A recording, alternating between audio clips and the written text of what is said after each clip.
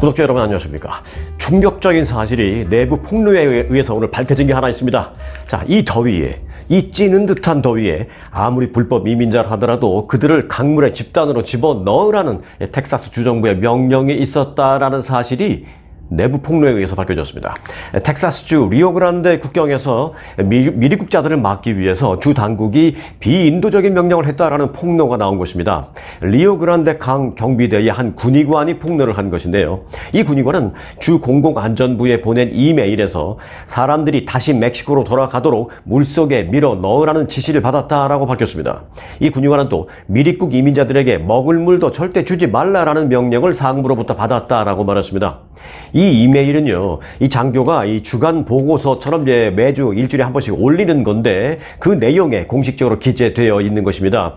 여기에는 텍사스주 방위군 요원들이 한 무리의 미리국자들을 멕시코 쪽으로 밀어낸 뒤에 화씨 100도가 넘는 폭염 속에 결국 4살짜리 여아가 기절을 하기도 했다라는 사례도 보고되었습니다. 뿐만 아니라 한 남성은 강에 설치된 수중 장벽, 이 부표에 달린 날카로운 철조망에 자신의 아이가 걸려 있는 것을 구조하려다가 다리에 심각한 부상을 입기도 했다라는 내용도 함께 쓰여져 있었습니다. 이 군의관은 현재 미국은 비인도주의적인 측면에서 완전히 선을 넘어버렸다라고 말하면서 신의 눈으로 올바르게 운영할 필요가 있습니다라고 보고서의 내용을 써서 올렸습니다.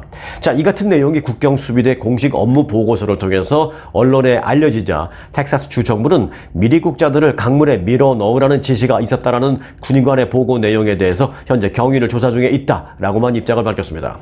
텍사스주는 리오그란데 강을 통한 미리국을 막을 그런 목적으로 지난 8일부터 국경도시 이글 패스 강둑에 1000피트 길이, 미터로 본다면 한 300m 길이로 이 부표를 연결해서 강에 그 부표를 연결해서 일종의 수중 장벽을 설치하는 등 대대적인 국경 경비 강화 정책을 실행하고 있습니다. 이 점에 대해서도 이 멕시코 대통령까지 나서서 비인도적인 처사다, 아무리 불법 이민자지만 강을 헤엄쳐서 넘어가려는 그 상황에서 그 넓은 강 한 복판에 한가운데에 꼼짝달싹 못하게 만드는 수중 장벽을 만들어 놓으면 그들 보고 죽으라는 거나 마찬가지 아니냐라면서 텍사스 주정부를 맹비난하기도 했습니다. 하지만 이 수중 장벽은요, 현재 실제로 운영되고 있는 게 현실입니다. 이번에는 또 거기다 더해서 붙잡힌 불법 이민자들에게 절대 물을 주지 말라, 또 집단으로 강물에 집어넣어라 하는 등의 지시가 있었다라는 것이 폭로되자 전 세계적으로 지금 충격을 받고 있습니다. 지금 미국에서 가장 더운 곳이 바로 텍사스입니다. 뭐 제일 덥다는 건 아니고요. 뭐 애리조나, 유타, 텍사스 지금 다 더워요. 뭐 남가주도 마찬가지고 그 가장 더운 곳 가운데 하나가 바로 이 텍사스인데요. 지금 연일 100도, 110도가 넘는 살인적인 더위가 계속되고 있는데 이 더위 속에 불법 이민자들에게 물도 주지 않고 강물로 밀어 넣어 버린다면 그야말로 최악의 상황은 불을 보듯 뻔한 것입니다. 만일 이게 사실로 최종적으로 확인될 경우에 사태는 일파만파 확산될 전망입니다. 자, 지금 뭐 사실 텍사스 못지않게 더운 건 앞서 말씀드렸습니다만은 애리조나주인데요. 애리조나주의 피닉스가 가장 더운 곳 중에 하나로 지금 집계됐습니다. 자, 앞서 그 충격적인 소식은 이제 여기까지 전해드리고 이제 다시 날씨로 좀 넘어가려고 합니다. 그 앞서 그 충격적인 그 폭로, 내부 폭로 그 소식은 추가로 들어오는 대로 더 업데이트해서 더 구체적으로 이 레알뉴스를 통해서 전해드릴 테니까 이 추가적인 소식이 궁금하시다면 레알뉴스 구독으로 함께 해주시기 바라겠습니다. 자, 날씨 속보 좀 전해드릴 텐데요. 애리조나주 피닉스, 지금 한 달 가까이 폭염이 이어지고 있는 가운데 이 피닉스에서는 역대 최장기간 동안 더위가 이어지는 신기록을 썼습니다. 기상청에 따르면 어제는 피닉스의 스카이 하버 국제공항에서 측정된 기온이 화씨로 117도, 섭씨로는 47도를 기록했습니다. 섭씨 47도, 상상이 안 되는 그런 날씨입니다. 피닉스 지방기상청은 어제 이 피닉스 스카이 하버 국제공항의 기온이 화씨는 110도, 섭씨 43도를 넘어섬에 따라서 이제 19일 연속으로 이 지역의 낮 최고 기온이 화씨 110도 이상을 기록하는 신기록을 썼다고 밝혔습니다. 이는 약 50년 전이었던 1974년에 18일 연속 화씨 110도 이상이라는 그 최고 기록을 깨고 역대 최장기간 폭염이 지속됐다라는 기록을 새로 갱신한 것입니다. 한 20년 전쯤만 해도요, 여름에 이제 뭐 남가주 얘기입니다만 100도가 넘으면 세 자릿수 기온을 기록했습니다 라면서 뉴스에서 크게 다루고 뭐 그렇게 하긴 했는데요. 요즘은요, 남가주 지역도 100도 넘는 건 장난. 보통 110도가 넘어야 좀 폭염인가 보다 하는 그런 정도가 돼버렸습니다. 겨울은 더 춥고 여름은 더 덥고 좀 그렇게 되어버린 상황입니다. 자, 미국 전국 각지에 폭염이 이어지면서 영세 기업 등을 중심으로 해서 부담이 가중되고 있다라는 소식을 전해드리겠습니다. 어제 제가 말씀드렸죠. 이 폭염에 이어서 바로 우리가 올 것이 폭등이라고요. 무슨 폭등? 가격 폭등, 생필품의 가격 폭등이 이어질 것이다 라는, 그리고 이 사는 데 있어서 경제적인 어려움 때문에 고통이 폭등할 것이다 라는 그런 얘기를 어제 해드린 바 있는데요. 이게 현실화되고 있습니다. 생각보다 빨리. 국립해양대기관리청에 따르면 지난달은 174년의 세계 기후 관측 사상 가장 더운 6월로 기록이 됐다고 합니다. 이 애리조나 대학 경제학자인 데릭 레모이는 더운 날씨가 생산량 저하와 관련이 있다라는 신호가 매우 분명하다라면서 이 폭염으로 노동 생산성이나 이 학습 능력이 하락할 수 있는 것은 분명하다라고 말했습니다. 자, 사실 여기까지는요, 학자나 전문가들이 그 이론을 바탕으로 해서 하는 얘기들입니다. 그래서 학자나 전문가들이 이론을 바탕으로 하는 얘기를 뉴스화한 게, 자, 여기까지 전해드린 내용입니다. 그런데요, 이 이론이 벌써 현실로 나타나고 있습니다. 텍사스주의 한 식당을 운영하는 사람은요, 폭염으로 지난달 에어컨이 고장났다라면서 새로 설치하기 전까지 직원들이 에어컨이 없으니까 선풍기 등으로 더위를 식히고 있는 실정이다라고 호소했습니다. 그래서 또 에어컨을 사서 설치하려고 하니까 설치 비용이 $12,450라고 해서 우리는 이제 이 돈이 당장 없어서, 정말 작은 회사라 이 돈이 당장 없기 때문에 이 돈을 마련하기 위해서 SBA, 중소기업 대출을 받아야 할 처지다라고 말하고 있습니다. 또 유타주에서 식당을 운영하는 또 다른 한 사업주는요, 냉방장치를 가동했지만 요리를 할 수 없을 정도로 너무 더워서 아예 임시 휴업에 들어갔다라고 말하고 있습니다. 또 열사병을 우려하는 목소리도 나오고 있습니다. 텍사스에서 반려견 훈련 야외 수업을 진행하고 있는 한 사업자는 이 더위 때문에 수업을 절반 넘게 취소해야 했다라면서 매출도 $3,000가량 줄어들어서 반토막이 났고, 또 야외에서 반려견 훈련시키는 직원들이 열사병 때문에 푹푹 쓰러지고 있어서 더 이상 그 비즈니스를 오픈할 수 없어서 임시 문을 닫았다라고 말하고 있습니다. 자, 다시 이론으로 돌아가서 한 가지 덧붙인다면요, 2018년 발표된 한 연구 결과를 보면 여름철의 평균 기온이 화씨로 1도 오르면 연 평균 성장률이 0.15 내지 0.25%포인트 내려갈 수 있다라고 이론적으로 학자들이 이렇게 정립을 해놨다고 합니다. 자, 이런 가운데 한인들이 많이 거주하는 이 LA와 오렌지 카운티라는 지역은요, 그래도 그나마 폭염 수준까지는 아닌 나름대로, 뭐 남가주는 날씨 천국이라고 하잖아요. 나름대로 날씨 천국의 별칭을 잘 지켜나가고 있는 그런 모양새입니다. 자, 곳곳에서 100도 그리고 110도 하면서 연일 뜨거운 폭염 날씨가 계속되고 있습니다만은, 그나마 LA와 오렌지 카운티 지역은요, 한 85도에서 90도 정도로, 물론 LA나 오렌지 카운티에서 85도, 90도도 더워 하시긴 합니다. 그런데 상대적으로 다른 지역과 비교해보면 그래도 이곳은 비교적 예년의 기온을 잘 지켜나가고 있는 셈입니다. 자, 그러니까 이제 이참에 한인 거주 지역의 그 부동산 시세를 잠시 살펴볼까 합니다. 한인 거주 선호 지역을 중심으로 부동산 가격이 오름세를 보이고 있습니다. LA 한인타운을 중심으로 LA 인근인 라크레센타, 또 LA 남쪽인 팔로스버디스 등, 그리고 이제 오렌지 카운티 지역 얼바인이나 플러튼 지역, 다들 한인들이 많이 거주하는, 또 한인들이 선호하는 그런 지역인데요. 이 지역의 매물은요, 시장에 나오면 열흘도 안 돼서 매매가 이루어지고 있다라고 업계 관계자들이 전했습니다. 또 이 지역은 오픈하우스를 하면 주말에는 100명 내지 많게는 200명 정도의 바이어들이 몰리면서 이 셀러는 매물 하나에 10개 이상의 오퍼를 받고 있는 그런 상황이다라고 합니다. 한 예를 들어볼까요? 지난 주말 라크레센터에 한 주택 오픈하우스가 있었는데, 이 오픈하우스에는 첫날 200명의 바이어가 다녀간 것을 포함해서 총 3일 동안 400여 명이 방문했다고 합니다. 방 3개, 화장실 2개, 1500스퀘어핏, 어찌 보면 큰 집도 아닙니다. 비교적. 그리고 아주 뭐 그냥 전형적인 일반, 뭐 예를 들면 부부와 자녀 한두 명 정도 살 수 있는 그런 집이죠. 방 3개, 화장실 2개, 1,500 스퀘어피트. 단독주택인데요. 리스팅 가격은 110만 달러였는데 오퍼는 최고 150만 달러까지 뛰어올랐다고 합니다. 한인 바이어들이 주로 찾는 주택 매물의 가격대는 LA의 경우는 100만 달러 정도이며 라크레센터 같은 곳은 한 100만에서 150만 정도 선이라고 합니다. 또 플러튼이나 부에나팍 그리고 얼바인 등 이 오렌지 카운티 지역은 70만에서 100만 정도라고 합니다. 날씨만 뜨거운 게 아니라 한인 선호 지역의 부동산 시장도 함께 뜨거운 그런 모양새입니다. 이 한인 관련 소식 몇 개만 더 간추려 드리겠습니다. 캘리포니아 주에서 살인 사건을 비롯해서 강도, 폭행, 절도 등 일종의 각종 중범죄 등을 저질러서 체포되는 한인이 연평균 무려 440명에 달하는 것으로 조사되었습니다. 캘리포니아주 검찰청이 최근에 발표한 2022년 범죄 통계 보고서에 따르면 지난해 각종 범죄를 저질러서 체포된 범죄자는 모두 캘리포니아주입니다. ér리포니아주 전체에서 모두 77만 9,748명으로 집계됐습니다. 이는 1년 전에 79만 1,582명 가운데 1.5% 정도 감소한 규모입니다. 자, 이렇게 전체 숫자는 감소했는데요.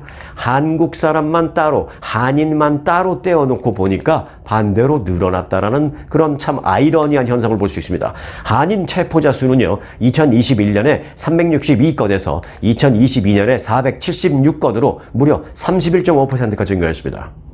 중범죄 케이스는 2021년 120건에서 2022년에 143건으로 19%가 뛰었습니다. 자, 인종별 통계를 좀 볼까요? 인종별로 보니까 히스패닉계 체포자 수는 35만 30명으로 전체 체포자 가운데 45%로 파악이 됐고요. 백인은 25만 6,277명, 흑인은 12만 2,136명 순으로 파악이 되었습니다. 이 아시아계가 포함된 기타 항목에 5만 1,305명이 있었는데 이 가운데 한인은 아메리칸 인디언 4,271명, 아시안 인디언 3,027명, 필리핀계 2,852명, 중국계 1984명, 그리고 베트남계 1819명, 사모안 593명에 이어서 7번째로 많은 사람들이 한국계였습니다. 그리고 이어서 라오스계가 381명, 캄보디아계가 272명, 일본계가 247명으로 그 뒤를 이었습니다. 이런 거는 사실은 높은 순위에 있으면 좋지 않은 건데 오히려 낮은 순위에 있거나 아예 그냥 리스트에 없는 게 가장 좋은데 한국 사람들은 아시안계 가운데 한 중간쯤에 있었습니다. 7위를 기록했습니다. 이것도 좀 늘어나서 그런 현상이 돼버린 것입니다. 한편 미국에서 이 체포되는 한국 국적자는 당사자가 만일 원할 경우에 LA 총영사관에 연락을 하면 도움을 받을 수 있습니다. LA 총영사관 측은 최근 들어서 한 달에 2~3건의 그런 연락을 받고 있다라면서 이것이 더 줄기를 우리는 원하고 있다라고 밝혔습니다. 네, 인천국제공항공사가 외국인 관광객을 대상으로 무료 항공권을 지금 배포하고 있습니다. 뭐 누구나 다 주는 건 아니고요. 777명에게 준다고 지금 목표를 세워놓고 무료 항공권을 배포를 하고 있습니다. 외국인 여객 유치 활동인 것입니다. 인천공항공사는 한국 재방문하기 프로모션인 Visit Korea Again 777을 실시하면서 첫 증정 행사를 인천공항 제1여객터미널에서 어제 개최했습니다.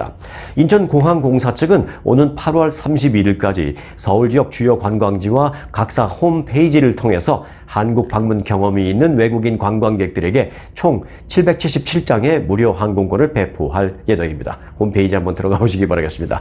한국 국적이 아닌 다른 나라 국적을 갖고 있다면 가능한 얘기입니다. 네. 한국의 아시아나 항공 조종사 노조가 오는 24일부터 파업에 돌입한다라는 보도 어제 해드린 바 있죠. 그런데 이제 어제 일단 말씀드렸듯이 헌법상 조종사 노조는 파업을 하더라도 국제선은 80% 이상, 국내선은 50% 이상 운영을 유지해야 한다라는 점 다시 말씀드립니다. 그런데 이제 그 말씀을 드리려는 게 오늘은 아니고요. 미국과 상당히 비교되는 게 있어서 그 소식을 좀 전해드릴까 합니다. 자, 미국에서는요, 코로나 팬데믹 이후에 항공 수요가 지금 폭발적으로 늘면서 조종사들이 특급 대우를 받고 있습니다. 델타 항공과 아메리칸 항공에 이어서 유나이티드 항공 등 미국 3대 항공사가 모두 큰 폭의 조종사 급여 인상 그리고 조종사 처우 개선에 합의했다라는 소식이 있어서 지금 그 얘기를 해드리려고 합니다. 자, 미국에서는요, 지금 조종사 부족이 한창입니다. 팬데믹 당시 조기 퇴직 등을 통해서 조종사 인력이 대폭 줄었는데 팬데믹이 풀린 뒤에 예상만큼 빠르게 충원되지 않고 있기 때문입니다. 또 여기에 여름 휴가철을 맞아서 항공 수요까지 폭발하는 상황입니다. 그러자 조종사 노조는 파업을 경고했고 노사 협상 끝에 합의를 했다라는 소식이 들려오고 있습니다. 지난주에는 유나이티드 항공이 조종사 노조와 어떻게 합의를 했냐? 4년에 걸쳐서 연봉을 40% 인상해 주는데 합의했습니다. 10%, 20%가 아니라요. 4년에 걸쳐서 조종사들 연봉을 40% 인상해 주는데 합의했습니다. 그리고 고용을 보장해 주는데도 합의했고요. 휴가를 늘려주는 것, 그리고 퇴직금도 준다는 것, 또 근무 조건도 개선한다는 등의 내용이 모두 합의되었다라는 소식입니다. 한국의 아시아나가 항공 노조 조종사들이 좀 귀 기울여 들여볼 필요도 있는 얘기입니다. 이번 합의는요, 지난 3월 델타 항공과 또 5월 아메리칸 항공의 조종사 임금 협상 합의 소식에 뒤따른 것입니다. 델타 항공이 가장 먼저 조종사와 이제 4년 동안 34%의 연봉 인상 합의를 했고요. 또 장거리 비행 제한 등 스케줄을 개선해 주는 데도 함께 합의를 했다는 소식이 있습니다. 이를 기준으로 비슷한 조건의 합의가 계속 이어지는 그런 모습입니다. 이 조종사들의 교섭은 보통 이 패턴 교섭이라고 불리우는 그런 형태로 이루어집니다. 이 패턴 교섭이 뭐냐? 노조가 특정 기업과 어떤 모범적인 합의에 도달한 뒤에 이를 다른 사업장에서 적용해서 합의를 하는 그런 방식입니다. 그런 패턴 교섭, 그런 형식으로 진행되기 때문에 한 항공사에서 정한 급여와 근무 조건이 나머지 다른 항공사에 표준이 되고 있다는 것입니다. 1년의 합의는 조종사들이 얻은 승리로 지금 평가되고 있습니다. 미국에서. 안 그래도 미국에서 조종사는 연간 10만 달러 이상을 버는 고소득직으로 분류되고 있고요. 또 장거리 대형 항공기를 모는 그런 소위 베테랑 조종사들은 연봉이 수십만 달러에 달하는 것으로 전해지고 있습니다. 아시아나 항공 조종사들도요, 한국에서 열악한 환경에 계속 파업 같은 걸 하면서 괜히 승객들의 피해만 더 증가시키지 말고요. 이곳 미국 항공사로 진출하는 그런 문제도 한번 생각해 볼 필요가 있을 것 같아서 지금 말씀을 드리는 것입니다. 영어가 걸림돌이 될 수도 있고 또 때로는 국적도 문제가 될 수도 있겠습니다만 여하튼 오픈해서 제가 말씀을 드리니까 한번 고민해 보시기 바라겠습니다. 조종사 정도 되면 기본적인 업무 영어는 할 수 있을 터이고 뭐 좀 부족하다 싶으면 본인이 따로 열심히 공부를 해서라도 영어를 더 익혀서 이건 미국의 항공사로 진출하는 것도 이참에 한번 생각해 보면 좋을 것 같습니다. 연봉을 4년에 걸쳐서 40%씩 올려주는 그런 혜택, 사실 흔한 혜택은 아니지 않습니까? 그리고 그런 미국 진출 기회가 흔치 않은 것도 사실입니다. 하지만 본인의 노력, 여하에 따라서 충분히 가능성이 있는 것도 사실입니다.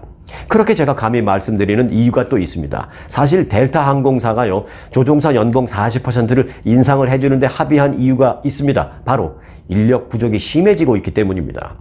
올해 세계적으로 부족한 항공 조종사는 17,000명에 이를 것으로 보입니다. 오는 2026년이 되면 무려 24,000명의 조종사가 부족할 것으로 추산되고 있습니다. 코로나 이후 조종사들의 조기 퇴직이 생기면서 지금 미국은 여행객들은 코로나 이후에 급격히 증가한 반면에 조종사들은 갑자기 크게 줄어들어서 지금 심각한 조종사 인력 부족을 겪고 있는 상황입니다. 거기다가 미국 조종사 가운데 거의 절반은 지금 50세 이상입니다. 이 얘기는 무슨 말이냐? 앞으로 15년 안에, 빠르면 10년, 늦어도 15년 안에 현 조종사들 가운데 절반이 은퇴를 하게 된다는 말입니다. 그런 만큼 앞으로 조종사 이 부족 문제는 더 심해질 것 전망이다라는 그런 얘기가 지배적입니다.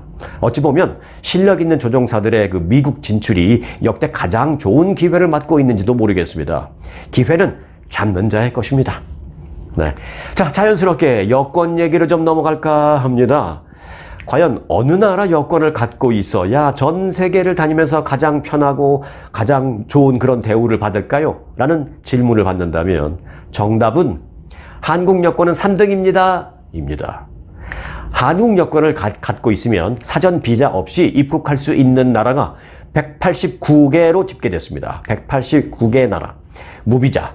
도착 비자, 뭐 전자 비자 등등 방식으로 입국할 수 있는, 그러니까 사전에 비자를 발급받지 않고 돈 주고 비자 발급비 내고 뭐 이런 거 하지 않고 그냥 여권 들고 쓱 들어갈 수 있는 그런 나라가 무려 189개 나라가 된다는 것입니다. 한국 여권 갖고 있으면. 헨리 여권 지수라는 것이 있는데 이에 따르면 한국은 3위를 기록했습니다. 올해 1분기와 2분기에는 2위였습니다만은 올해 3분기에는 3위로 한 자리 밀린 게 그렇습니다. 세계 최고의 여권을 지금 지닌 나라로는 싱가포르이 선정됐습니다. 싱가포르는 여권 지수에서 무비자, 도착 비자, 그리고 이런 그 사전 비자 없이 사전에 비자 받지 않아도 갈 수 있는 그런 게 192점을 받아서 세계 1위를 기록했습니다. 결국 이 말은 192개 나라를 싱가포르 여권이 있으면 무비자로 입국이 가능하다라는 그런 의미입니다. 지난 5년 동안 1위였던 일본은요, 3위로 내려앉았습니다. 한국과 같이 공동 3위. 자, 공동 3위에는 한국을 비롯해서 일본, 그리고 오스트리아, 핀란드, 프랑스, 룩셈부르크, 스웨덴 등이 함께 이름을 올렸습니다. 그럼 2위는 어느 나라냐? 공동 2위에는 독일, 이탈리아, 스페인 등이 기록됐습니다. 자, 한국은 3위라고 했잖아요. 그럼 4위도 있는데 4위도 여러 나라가 이름을 같이 올리고 있습니다. 영국, 덴마크, 아이슬란드, 네덜란드가 공동 4위에 이름을 올렸습니다. 그럼 공동 5위 좀 볼까요? 벨기에, 체코, 몰타, 뉴질랜드, 노르웨이, 포르투갈 등이 공동 5위였습니다. 그런데 여기서 뭐 느끼신 것 없나요? 아직까지 미국 이름이 나오지 않았잖아요. 네, 미국은 8위를 기록했습니다. 미국은 10년 전까지 독수리 여권이 1위를 기록하는 그런 미국 여권 1위를 기록했습니다만은 지난해 6위로 미끄러진 데 이어서 다시 2계단이나 밀려나서 올해는 8위로 미끄러졌습니다. 한국 여권보다 미국 여권, 우리가 과거에 그렇게 갖고 싶어 했던 그 독수리 여권이 이제는 오히려 더 힘이 없는 여권이 되어버리고 말았습니다. 물론 기준에 따라 다르죠. 물론 이제 무비자로 입국할 수 있는 나라가 많다라는 게 진짜 힘을 의미하는 것은 물론 아닙니다. 그러나 이제 어디 가서 어떤 힘이 있냐 없냐, 뭐 예를 들어서 뭐 어느 나라를 여행 갔는데 위험에 처했을 때 가장 힘있게 도움을 받을 수 있는 국적은 어느 나라 국적이냐, 즉 어느 나라 여권을 갖고 있는 사람이냐, 뭐 이런 것도 따로 좀 따져볼 수 있습니다만은 지금 오늘 제가 말씀드린 건 뭐 그런 건 아니고요. 어떤 면에서는 사실 진짜 어느 나라 여행 가서 위험에 처했을 때 파워풀하게 도움을 받을 수 있는 그런 걸로만 본다면 그래도 아직은 독수리 여권이 힘이 있는 여권이 아닌가, 뭐 그렇게 볼 수도 있습니다만은 일단 무비자와 관련된 내용에서는 미국이 많이 처졌다라는 얘기를 해드린 겁니다. 독수리 여권이 내년에는 좀 더 여러 가지 면에서도 파워풀해지기를 바라겠습니다. 네, 이어서 한국 언론에는 즉각 보도가 안 되다가 미국 쪽에서 보도가 되니까 슬슬 뒤늦게 한국에서 보도하고 있는, 그것도 뉴스 말미에 한 10초 정도 짧게만 보도하고 있는 그런 뉴스가 있어서 지금 하나 전해드리려고 합니다. 자, 이제부터 지금 그 소식을 전해드리려고 합니다. 얼마 전 판문점 공동경비구역 JSA를 견학하던 한 미국인이 갑자기 막 뛰어서 북한으로 넘어가 버린 일이 있었습니다. 당시 직후 한국에서는 바로 보도가 되지 않았습니다. 사건 직후 한국 언론에서는 쉬쉬하고 보도하지 않고 있다가 미국 쪽에서 보도하기 시작하자 뒤늦게 어제 오늘부터 조금씩 알려지기 시작하는 그런 소식입니다. 그런데 당시 북한으로 넘어간 그 미국인은 현직 미군 병사, 즉 주한미군인 것으로 알려졌습니다.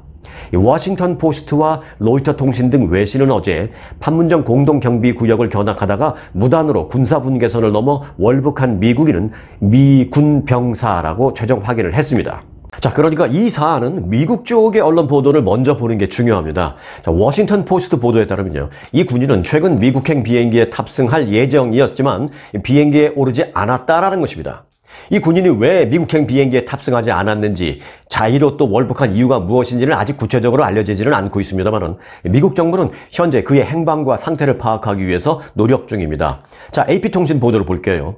이 군인이 자의적으로 허가 없이 국경을 넘은 것은 확실하다라고 AP통신은 보도했습니다. 자, CBS 보도 보겠습니다. CBS는 이 군인의 이름은 트래비스 킹이라고 하며 계급은 2등병으로 확인됐다라고 보도했습니다. CBS는 또 최근 주한미군으로 한국에 머물다가 그는 징계를 받게 돼서 미국으로 호송될 예정이었다라고 전했습니다. 자, 또 다른 보도를 보니까요, 그는 한국에서 근무 중일 때 일련의 폭행 혐의 때문에 한국에서 체포된 적이 있고 이로 인해서 징계를 받기 위해 미국으로 호송되기 직전에 비행기를 탑승하지 않고 갑자기 판문점으로 가서 북한으로 넘어갔다라는 보도도 있습니다. 자, 이와 관련해서 뉴욕타임즈가 조금 더 구체적으로 보도를 했는데요. 뉴욕타임즈는 익명을 요청한 한 미국 관리의 말을 인용해서 조금 더 구체적인 보도를 했습니다. 이 병사가 폭행 혐의로 체포됐다가 최근 한국의 감옥에서 수감 생활을 잠깐 한 뒤에 한국 감옥에서 풀려났으며, 그리고 이후 미국에서 추가 징계를 받기 위해서 텍사스주 포트 블리스로 이송될 예정이었다 라고 뉴욕타임즈는 보도했습니다. 실제로 그는 공항까지 호송이 됐었지만 비행기에 탑승하기 전에 갑자기 JSA의 이 견학을 다녀오겠다고 한 뒤에 도주했다는 것입니다. 판문점 공동경비구역 투어에서 그와 같은 그룹에 속해 있었다라고 하는 한 목격자는 이렇게 말했습니다. 판문점의 한 건물을 견학했을 때 이 남성이 갑자기 크게 하하하 하면서 막 웃더니 건물 사이로 막 뛰어가다가 북쪽으로 넘어갔다라고 그 목격자는 전했습니다.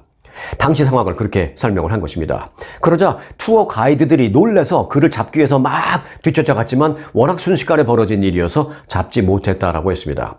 공동경비구역 북쪽 사이드에 서 있던 북한 병사들이 그 모습을 보더니 갑자기 와서, 물론 이 북한 병사들이 남쪽으로 넘진 않았습니다만은 바로 북쪽으로 넘어오는 순간 북한 병사들이 바로 이 미군 병사를 자기 쪽 건물로 데리고 들어갔다라고 목격자들은 전했습니다.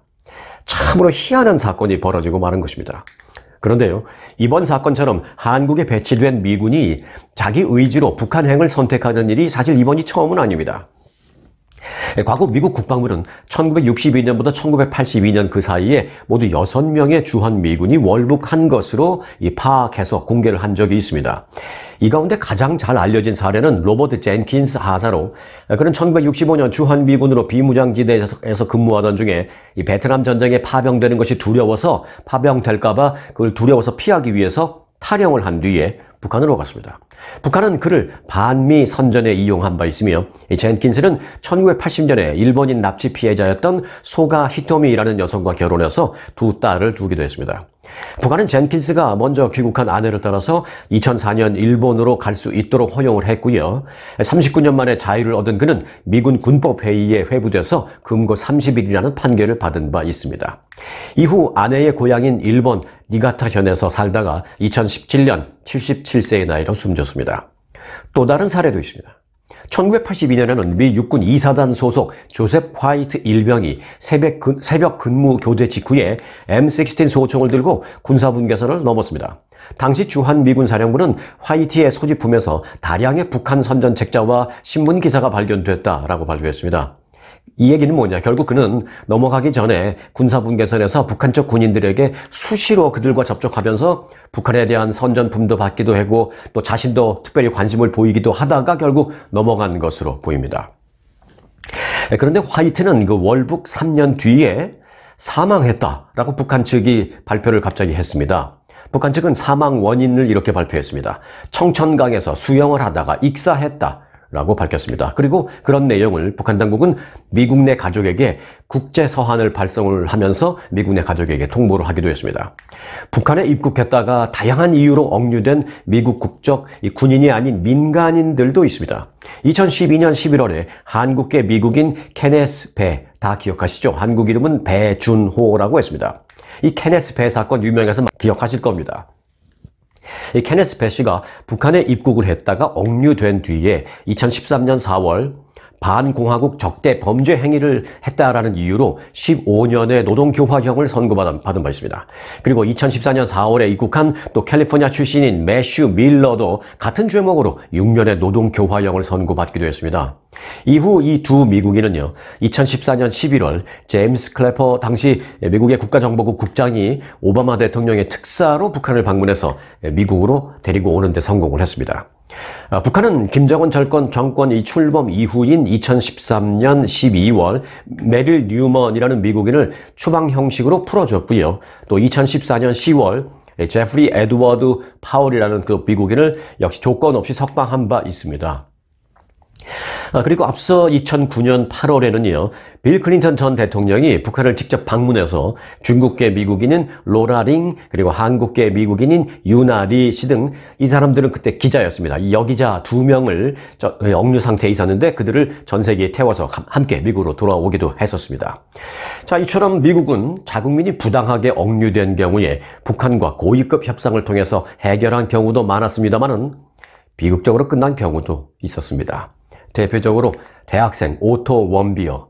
오토 원비어는 2016년 1월 단체 관광으로 북한을 방문했다가 선전물을 훔치려 한 혐의로 체포돼서 무려 15년의 노동교화형을 선고받고 17개월간 억류됐었습니다. 그리고 2017년 6월 조셉 윤 당시 국무부 대북정책특별대표가 의료진을 태운 항공편으로 평양으로 들어가서 이 원비어를 만나서 원비어를 데리고 미국으로 오는 데까지는 성공했습니다. 그러나 그는 혼수 상태로 석방이 된 상태였습니다. 미국에서 미국에 도착해서 그 전세기에서 내리는데 이미 혼수 상태에 빠져서 침대에 눕혀져 있는 상태로 비행기에서 내려왔죠. 그 모습 많이들 기억하실 겁니다. 그리고 그는 귀환 6일 만에 미국에서 숨졌습니다. 한편 이번 미국 월북 사건이 발생한 직후에 판문점에서는 그 견학 프로그램이 현재 완전히 취소되어 있는 상태입니다. 자, 오늘 영상은 여기까지고요. 앞서 말씀드린 미국으로 하하하 갑자기 웃으면서 막 미국 군인, 북한으로 막 월북해버린 그 주한미군 병사, 그 병사가 왜 갔는지, 그리고 어떤 경위를 통해서 갔는지, 그리고 지금 북한에서는 어떤 처분을 받고 어떤 대우를 받고 뭘 도대체 어떻게 돌아가는 것인지 미국 언론을 봐야만 좀 나올 수 있는데 요건 나오는 대로 제가 레알뉴스를 통해서 빠르게 업데이트를 해드리겠습니다. 자, 오늘도 영상이 유익하셨다면 구독과 좋아요로 함께 해주시기 바라겠습니다. 많이 더우시죠? 더위에 건강관리 잘 하시길 바라면서요. 저는 내일 뵙겠습니다. 오늘도 편안한 하루 되시기 바라겠습니다. 고맙습니다.